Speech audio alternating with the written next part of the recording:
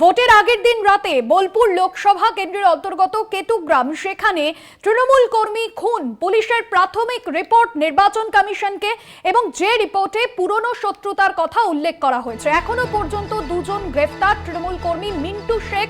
গতকাল রাতে তাকে ভোজালি ও বোমা মেরে খুন করা হয়।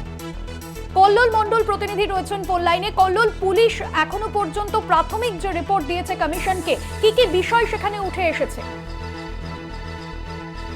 খুব কেতুগ্রামে গতকাল রাতে 8:45 নাগাদ যে ঘটনা ঘটেছে, অর্থাৎ বোমাবাজি এবং ভোজালি দিয়ে কুপিয়ে যে খুন করা হয়েছে বলে যে অভিযোগ, সেই অভিযোগের ভিত্তিতে পুলিশ রিপোর্ট এখানে চাওয়া হয়েছিল কমিশন সূত্রে। আজকে যে কমিশন সূত্রে যে খবরটা পাওয়া গেছে, সেখানে পরিষ্কারভাবে উল্লেখ করা হয়েছে যে চেঁচুরি গ্রাম আনকোনা জিপিতে যে ঘটনা ঘটেছে, সেই ঘটনাতে মিন্টু শেখ মারা গেছে।